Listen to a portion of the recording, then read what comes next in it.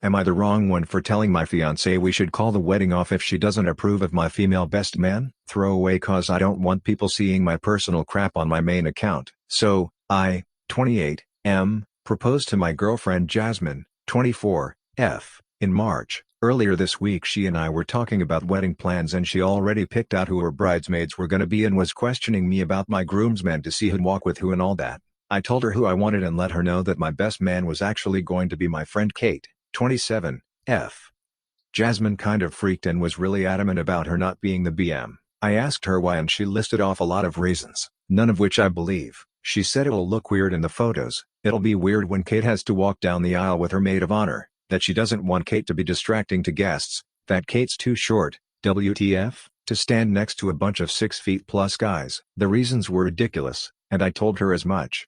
She told me I should respect her wishes for the wedding and gave me suggestions for other BMs. I know the real reason might be jealousy, but I don't want to just drop it and go along with her insecurities. We ended up getting into a big argument. Jess was upset that I wasn't budging on my stance and I was mad she was acting so irrational. She was being really accusatory about why I wanted Kate in the wedding so bad.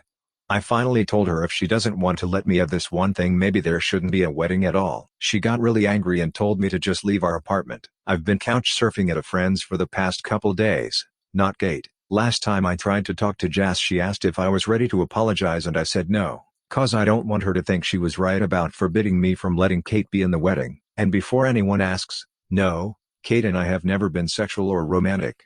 She's been one of my closest friends and introduced me to my current social circle. I used to be an awkward nerdy guy who had trouble making friends. Now I'm an awkward nerdy guy with a social life. We survived grad school together and she's been with me through high and low parts of life and it seems insane to not include her in my wedding. Jess and Kate know each other, but aren't friends, and over time Jess got used to me having a close female friend without being jealous/mistrusting, or so I thought. AITA, edit, I should mention, Jasmine has never acted this way before and is usually pretty easygoing and understanding. And she didn't so much as kick me out as she said well maybe you should just go then and I called her bluff and left. She tried to get me to come back, and also apologize, but we're both hard-headed when it comes to what we want. I don't want to call off the wedding and I get why Jess was upset by me saying we should, but I wanted her to know how serious I was. Edit 2. No idea if anyone will read this. I didn't want to make a whole update post since it's only been a day, but anyways. I went back home today after cooling off and Jess and I had a long talk and I'm not going into the details. TLDR we're not calling off the wedding, but we're gonna talk about this more and try to come up with a mutual solution. No idea what that is yet. And just to address a few things I've seen a lot of. No, Kate is not single. Jess and Kate are friendly, but they aren't friends. I'm not very close to any of Jace's friends either. Kate and I have known each other for almost 7 years. I've been with Jess for 2. I am not attracted to Kate and we're not going to run off into the sunset together. Stop watching bad rom-coms. It's 2020. I can be friends with a woman without wanting to sleep with her. I'm not choosing another woman over Jess. If Kate were a man and Jess didn't want him in the wedding, I'd have a right to be pissed. But since Kate's a woman suddenly I don't love my fiancé enough? That's bullcrap. Oh and if you've implied I'm gonna have an affair/already cheated? F off.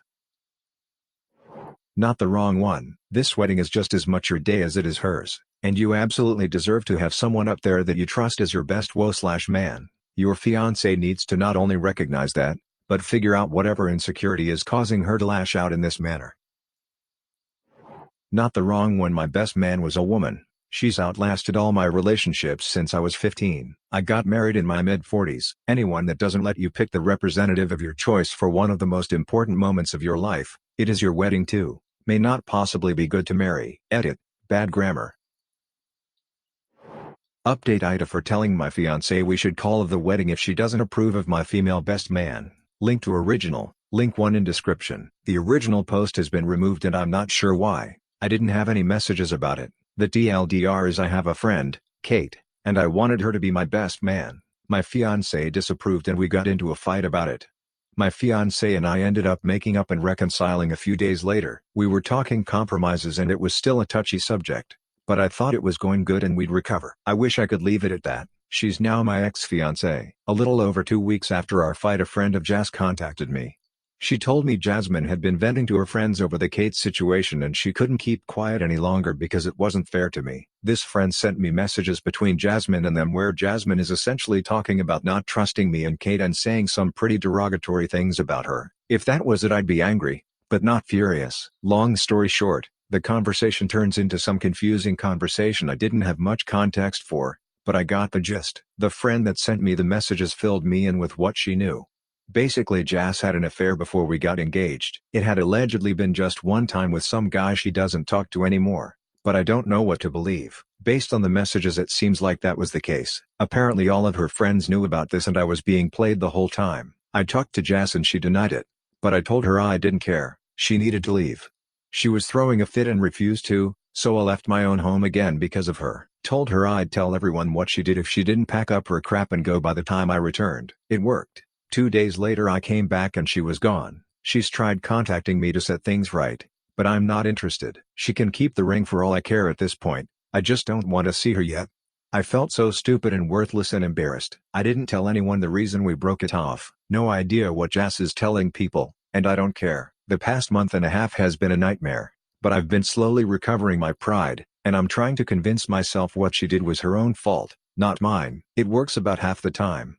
And because I know some of you are going to ask because you think this is some lousy freaking rom-com, I didn't go running to Kate. I've hardly spoken to her or anyone else for a while now. I've been enjoying quarantine and being left alone. That's my final update on the situation. Those of you who said Jas was being paranoid because she had something to hide can go pat yourselves on the back.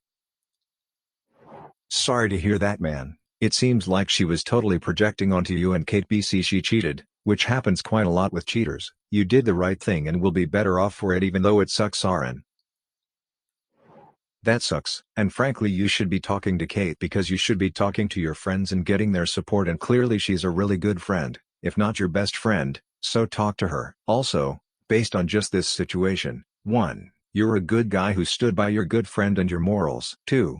You're a good guy who tried to find compromise with your fiancé. 3. You're a good guy who trusted your fiancé and loved her as you should have. 4. You got involved with someone who turned out to be stupid and worthless and should be embarrassed for screwing you over. Don't let this experience ruin your faith in yourself.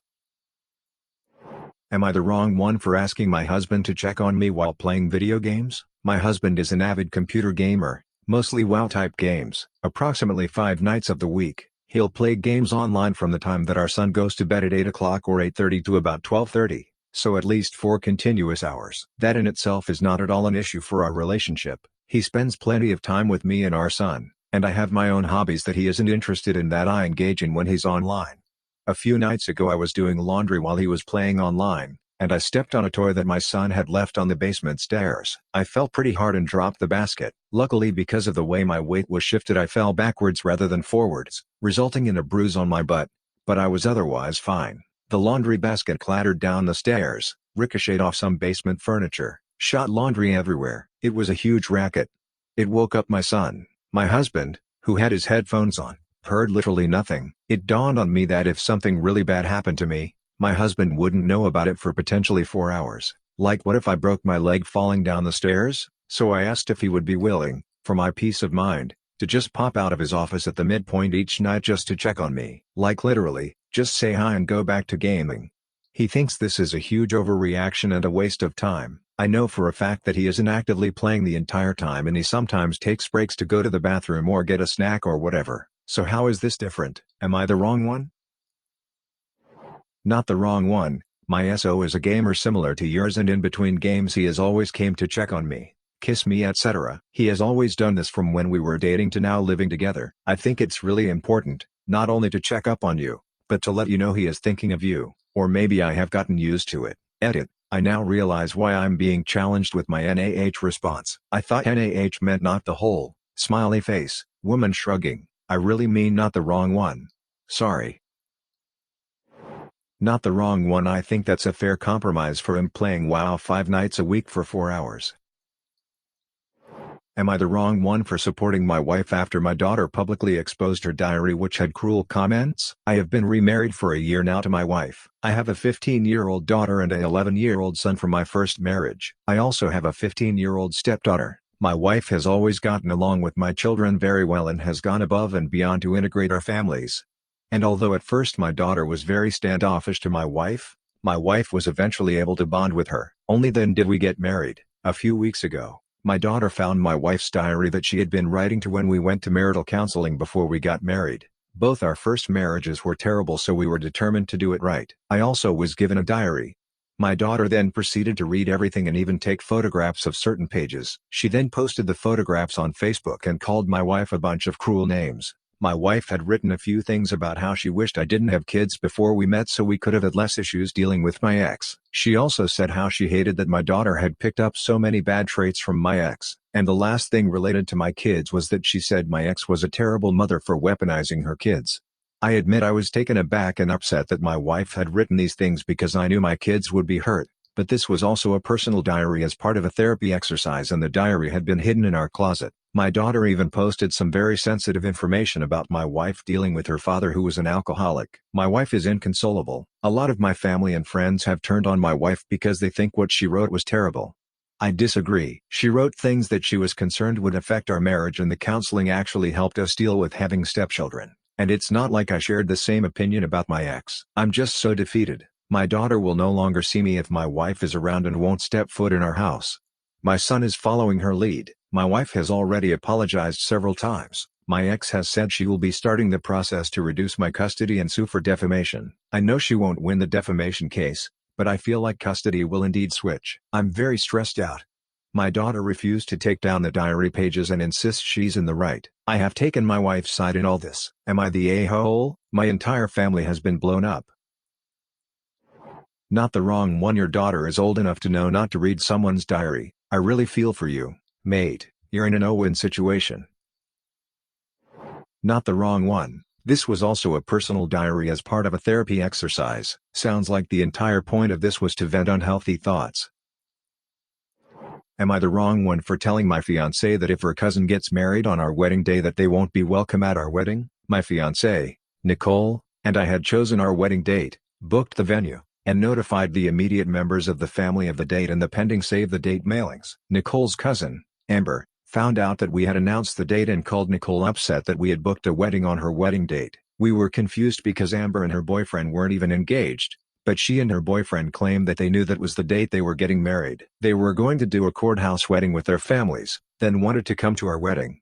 I told everyone I wasn't comfortable with that because Amber's side of the family are completely self-centered, and I didn't want them trying to take over our wedding/reception. I stood my ground and told Amber and her boyfriend that if they got married on our wedding day, they wouldn't be welcome, and I'd let the planner and venue staff that they would be turned away, and I'd be willing to hire extra staff to make sure they were refused entry. We also found out that the boyfriend lost his job, which just cements my thoughts that they're trying to get a free reception out of my and my fiancé. Nicole is upset with me because they're family, but I'm just tired of Amber and her boyfriend trying to make every situation about themselves, now including our wedding. So, am I the wrong one? Edited to fix paragraphs and no, not getting married on Halloween. Edit 2. My fiancé doesn't want to share the wedding/reception for those assuming she wants to. She just doesn't want to deal with a familial fight that will break out between her side of the family and Amber's side of the family. Her parents are paying half, I'm paying 1/4, and my parents are paying 1/4. We're not getting married on a weekday. The city Amber lives in has Saturday hours for the JP courts for weddings. They were going to do a courthouse wedding with their families, then wanted to come to our wedding. Not the wrong one at all. They are not even engaged, and you are spot on that they are after a free reception. How freaking tacky. I'd be willing to bet cash that she would turn up in her wedding dress too. Not the wrong one. Totally sounds like they are wanting a free reception, steal the spotlight, but with none of the monetary obligations. Update. Am I the wrong one for telling my fiancé that if her cousin gets married on our wedding day that they won't be welcome at our wedding? Original post, link to in description. Well everyone, a lot has happened in the last few weeks. Nicole's cousin and fiancé have announced their wedding date, 2 weeks after ours. It came down to a comment I made in front of Nicole's twin sister, Brittany. Amber had announced their engagement, and said that they were getting married in October, but no specific date. The three of us were chatting about things when Brittany brought up the announcement and mentioned how it seemed they were trying to steal the spotlight again, and I muttered about them even stealing the wedding day. Nicole had said she talked to Brittany about it, and she had, but didn't tell her they were doing it on the same day. Brittany lost her mind about it, She three-way called Amber and Amber's mom and read them the riot act. It was both glorious and extremely uncomfortable to listen to. There's a lot of stuff between those parts of the families. Brittany told them they had a week to figure out when in October they were getting married other than our wedding day, or she would tell everyone in the family what they were trying to do. Amber's mom tried to downplay it all, but Brittany wasn't having any of it. Even though she's about 5 minutes older than Nicole, she was acting like she was a much older protective sister. It was a long phone call, but in the end they figured the jig was up. A few days later they announced the date, but since Amber's fiancé lost his job, and their families can't afford a traditional wedding, they're only inviting a small portion of their original guest list, and having a Zoom wedding. Luckily, we don't get back from our honeymoon until the day after their wedding. Shucks. Wow, Brittany rocks. Nice one, Sil. I'm also glad to read that you have the brothers on standby to deal with Amber, because I'm willing to bet good money that she will try shenanigans at your wedding. She sounds tacky enough to try to purloin your photographer. Edit. Wow, who knew that using the word purloin would get so much love? D. You still need to hire a couple extra event staffers/security, because I could see them showing up with a friend that has a nice camera and using your wedding for engagement/wedding style photos. Or I could see them showing up and getting absolutely slammered and being real crapheads about the whole thing. Thank you all for listening. Have a great day. See you later.